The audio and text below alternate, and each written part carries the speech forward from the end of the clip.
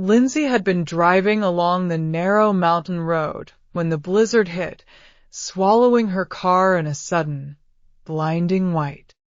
She could hardly see a foot in front of her, the snow coming down in thick sheets, burying the road. Her phone had lost service miles ago, and as she scanned her surroundings, she realized the nearest town was at least 2 hours back. "Come on," she muttered, her breath fogging up the car. She turned the key in the ignition again, hoping the engine would spark to life. But it just clicked, sputtering out with a groan, yet a flicker of panic pricked at her mind. She couldn't stay here.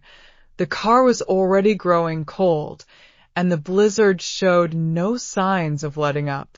Wrapping herself tighter in her coat, she looked out into the endless white surrounding her. In the distance, she spotted a faint outline, like the shadow of a cabin hidden among the trees. Gathering her courage, Lindsay opened the car door, bracing herself against the icy wind that tore through her coat, biting into her skin.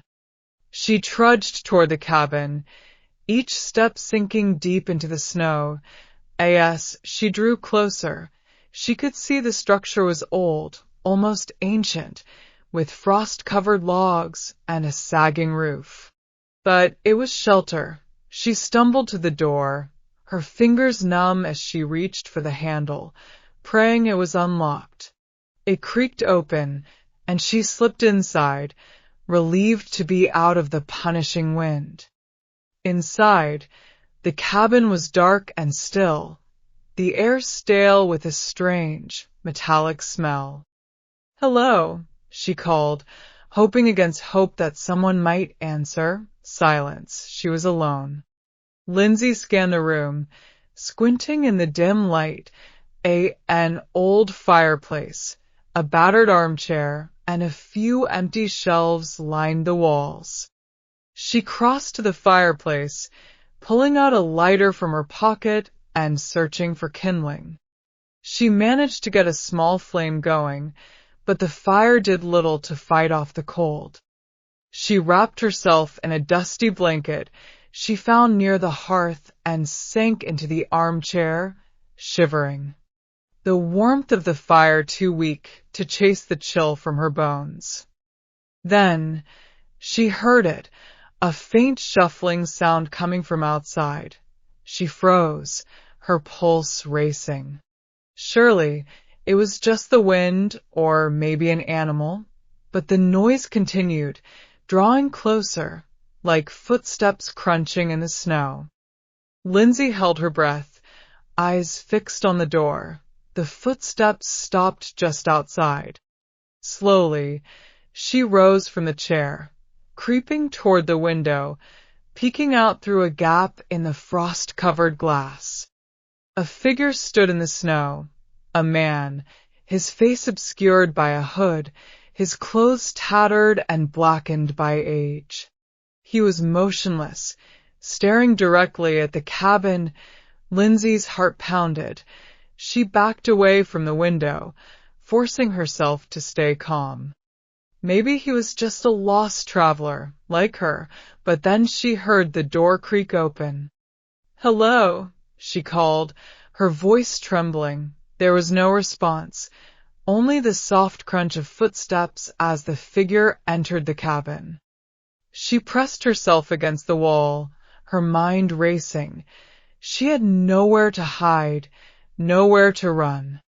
All she could do was watch as the figure moved closer, his footsteps slow and deliberate. "Who are you?" Lindsay demanded, trying to keep the fear from her voice. The man stopped, tilting his head. Then he reached up, pulling back his hood. His face was pale, almost translucent, with hollow eyes that seemed to stare straight through her. His lips were thin, cracked, pulled back into a smile that didn't touch his eyes. He took another step closer, his movements slow and stiff, as though every step was an effort. "Help me," he rasped, his voice barely a whisper, dry and broken. Lindsay backed away, her heart pounding in her chest. "Stay back," she shouted, clutching the fire poker beside her. But the man kept advancing, his bony fingers reaching out for her, his eyes hungry and empty. With a scream, Lindsay swung the poker, and it passed straight through him. The man's form flickered, like smoke in the wind, and for a moment he vanished, only to reappear inches from her face, his eyes locked onto hers. Empty and filled with a hollow rage. "Help me," he repeated, his voice echoing inside her head. She stumbled back, the poker slipping from her hands. She could feel the air around her grow colder, sharper, cutting through her like knives. The man's form began to change, his figure twisting, stretching, until he was nothing more than a shadow, a dark, unnatural presence that filled the cabin. Lindsay bolted for the door, throwing it open and sprinting into the snow. She didn't look back.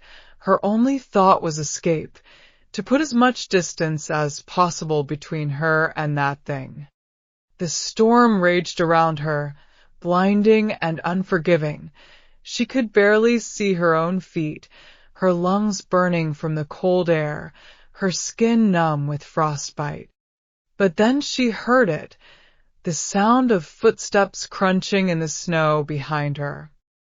She glanced back, and there he was, the shadowy figure drifting through the storm, gaining on her.